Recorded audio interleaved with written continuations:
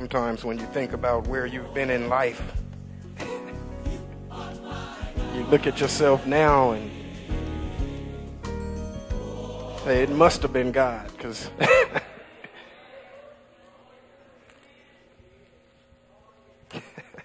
Elder Owen said it wasn't me. I agree. But 2 Kings chapter 5, verse 20 through 27. But Gehazi, the servant of Elijah, the man of God, said, "Look, my master has spared Naaman the Syrian, while not receiving from his hands what he brought. As the Lord lives, I will run after him and take something from him." So Gehazi pursued Naaman. When Naaman saw him running after him, he got down from the chariot to meet him, and he said, "Is all well?" And he said, "All is well.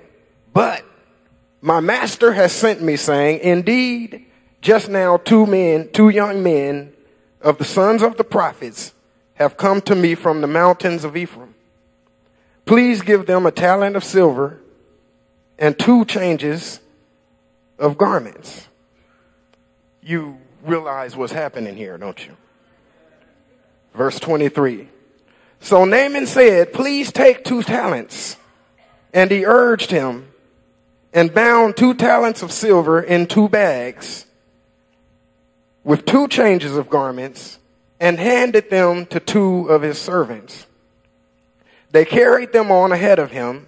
When he came to the citadel, he took them from their hand and stored them away in the house. Then he let the men go, and they departed. Now he went in and stood before his master. Elijah said to him, "Where did you go, Gehazi?" And he said, "Your servant did not go anywhere." Then he said to him, "Did not my heart go with you when the man turned back from his chariot to meet you? Is it now time to receive money and to receive clothing, olive groves and vineyards, sheep and oxen, male and female servants? Therefore, the leprosy of Naaman shall cling to you and your descendants forever." And he went out from his presence, leprous, as white as snow. The title of this message is The Sick Servant.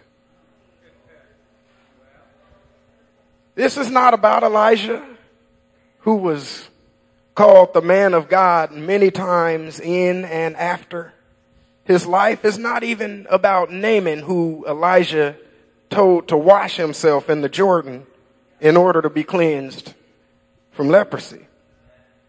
The message is about a servant named Gehazi. Gehazi and Elijah walked together and followed God together. Gehazi was there for most of the miracles God performed through Elijah. How many of you know that it is a high privilege to serve a man of God? I found myself in some of the most beautiful places because I serve a man of God. Then it's a much higher privilege to serve God himself. This is a message to every servant that knows they are God's servant. If you're going to serve someone, you kind of have to serve them as they are. If you serve a fool, you'll find yourself doing some foolish things because your directions are coming from a fool. But if you serve a righteous man, he will only tell you to do righteous things. Servants at many times show many of the same characteristics of the one they serve. So if you are going to serve someone and take on their characteristics, They can't be sick, and neither can you. In the text, Elijah said, did not my heart go with you when the man turned back from his chariot to meet you? I take that to mean that if Gehazi was Elijah's servant, he shouldn't have been doing things that Elijah didn't do. If you know I'm an honest man, serve me with honesty, not with dishonesty.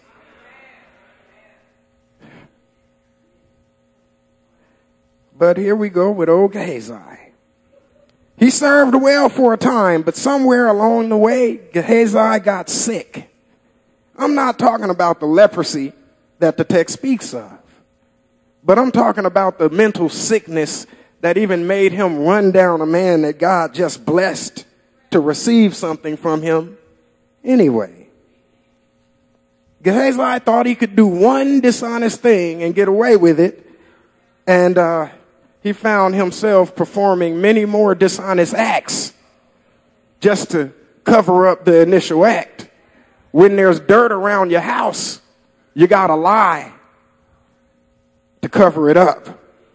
First, Gehazi lied to Naaman in order to steal from him. Then he lied to Elijah in order to cover it all up. Gehazi might have been filled with greed. He might have been filled with vanity. But whatever it was, it made him sick, and it led to a much more aggressive sickness. Vanity is the futile emptiness of trying to be happy without God. And Gehazi didn't want to wait for his next blessing. He just felt that he could run and get it when and however he thought.